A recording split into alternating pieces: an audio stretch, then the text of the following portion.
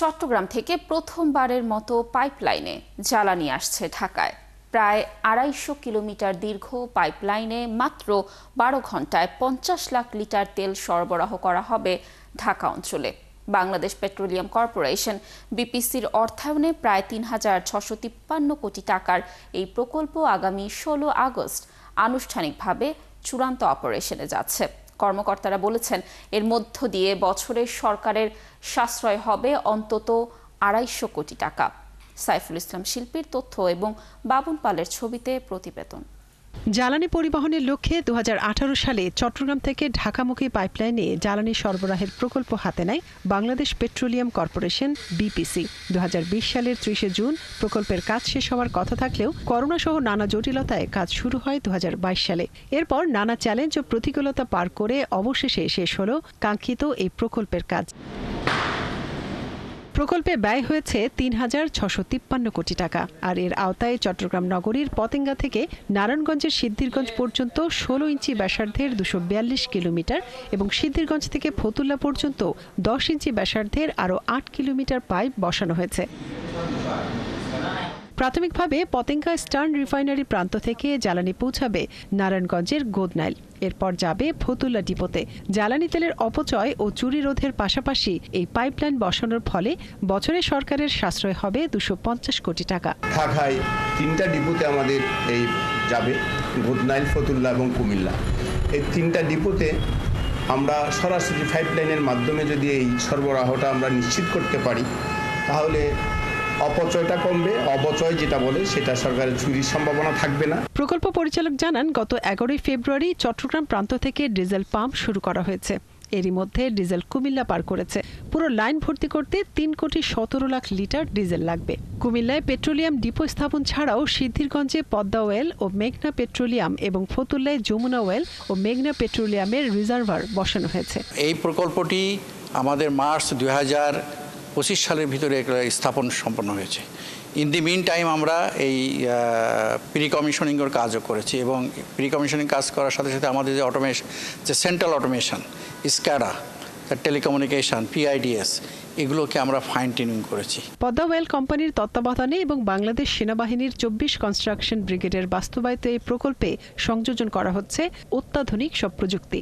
বিশেষ করে পতেঙ্গার নিয়ন্ত্রণ কক্ষ থেকেই পুরো পাইপলাইনের তেল সরবরাহের নিরাপত্তা নিশ্চিত করা যাবে। বছরে এই প্রকল্পের মাধ্যমে আয় হবে ৩২৬ কোটি টাকা। এর মধ্যে ৯০ কোটি টাকা খরচ হবে সংরক্ষণে।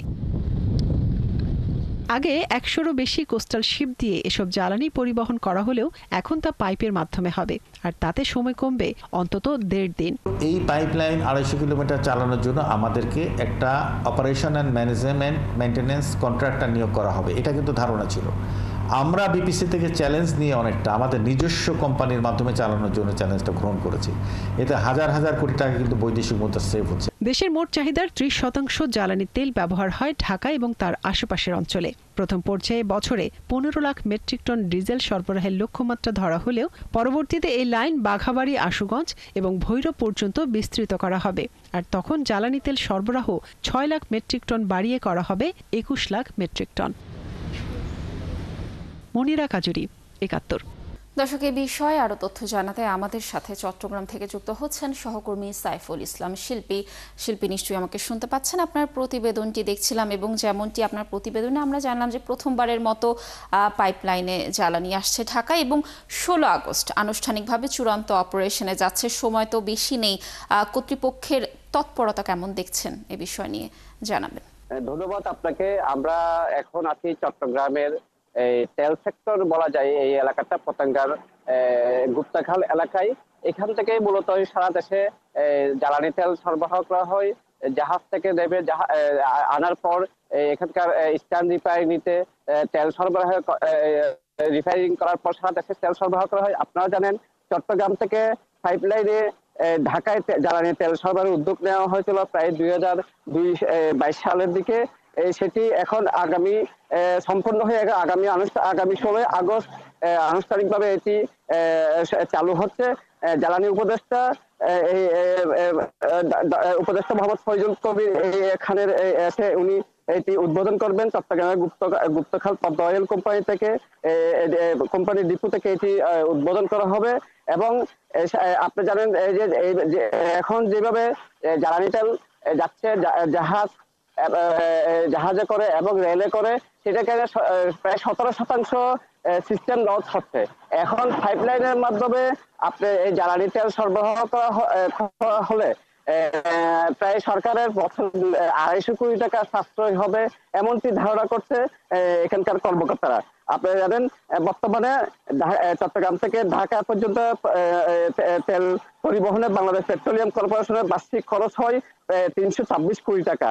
একই পরিমাণ তেল পাইপলাইনে সরবরাহ করতে খরচ হবে কেবলমাত্র 90 কোটি টাকায়। সেই হিসেবে বছর অন্তত 226 কোটি টাকা এবং তারও বেশি টাকা সাশ্রয় হবে এমনটি ধারণা করা হচ্ছে। এছাড়া সিস্টেম লস এবং চুরি ঠেকাতেও কোটি টাকা সাশ্রয় হবে। বিপিসি সূত্রে জানা গেছে আনুষ্ঠানিকভাবে উদ্বোধনের পর থেকে পাইপলাইনটি ব্যবহার করে 3টি তেল বিপণন প্রতিষ্ঠান জ্বালানি তেল সরবরাহ করবে এবং এই পাইপলাইনের মাধ্যমে চট্টগ্রাম থেকে প্রথমে কুমিল্লা বরুড়া হয়ে জ্বালানি তেল যাবে নারায়ণগঞ্জের গুডনাইল এবং ঢাকায় ফতুল্লায়। কুমিল্লায় বরুড়া স্থাপন করা হয়েছে সর্বাধুনিক প্রযুক্তির অটোমেটেড ডিপো। এই ডিপো থেকে চাঁদপুর, ব্রাহ্মণবাড়িয়া এবং এই আশেপাশে অঞ্চলে প্রয়োজনীয় জ্বালানি তেল। শিল্পী ধন্যবাদ আমাদের সাথে যুক্ত থাকার জন্য। আমরাও আশা করছি এই পাইপলাইনে জ্বালানি আসার মাধ্যমে নিশ্চয়ই সরকারের সাশ্রয় হবে এবং যেরকম জ্বালানি সরবরাহ রয়েছে সরবরাহটি আরও বেশি সহজ হবে।